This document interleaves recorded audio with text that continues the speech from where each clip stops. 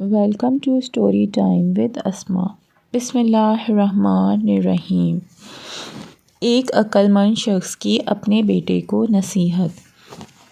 ایک عقل مند شخص کا انتقال ہونے لگا تو اس نے اپنے بیٹے کو بلوایا اور اسے الوداعی نصیحت کرتے ہوئے کہا کہ بیٹے، اگر کبھی تیرا شراب پینے کو دل چاہے تو پہلے شراب خانے جا کر کسی شرابی کو دیکھ لینا۔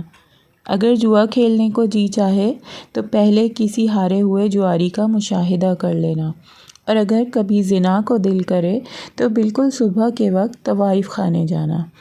چنانچہ باپ کے انتقال کے کچھ عرصے بعد ہی لڑکے کے دل میں شراب پینے کا خیال پیدا ہوا۔ باپ کی نصیحت کے مطابق وہ نوجوان ایک شرابی کے پاس پہنچا جو نشے میں دھت ایک نالی میں گرا پڑا تھا۔ اس کی یہ عبرتناک حالت دیکھ کر اس کے دل میں خیال پیدا ہوا کہ اگر میں نے بھی شراب پی لی تو میرا بھی یہی حشر ہوگا۔ یہ خیال آتے ہی اس نے شراب پینے کا ارادہ ترک کر دیا۔ پھر ایک مرتبہ شیطان نے اسے جوئے کی ترغیب دلائی۔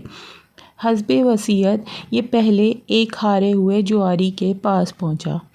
اس نے دیکھا کہ ہار جانے کے باعث وہ جواری شدید رنج و غم میں گرفتار تھا اور اس کی حالت نہایت قابل رحم ہو رہی تھی۔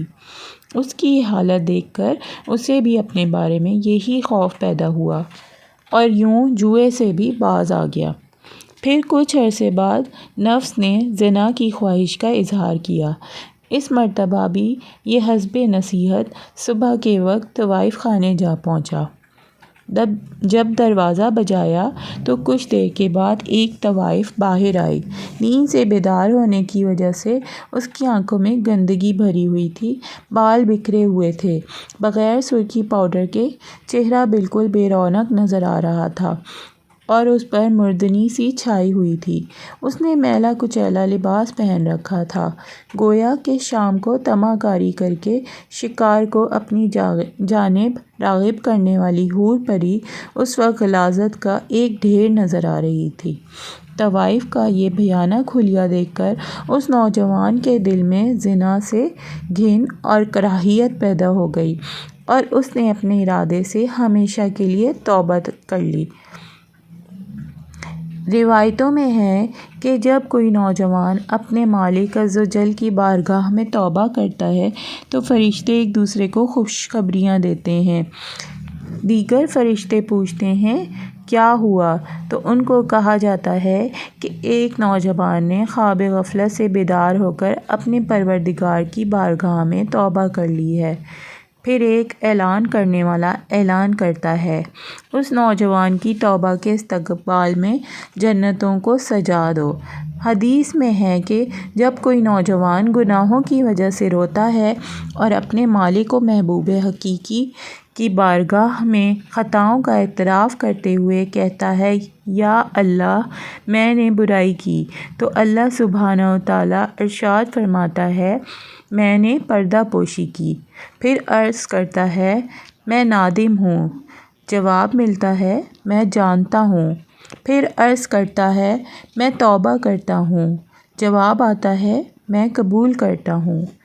اے نوجوان، جب تو توبہ کر کے توڑ ڈالے تو ہماری طرف رجوع کرنے سے حیا نہ کرنا۔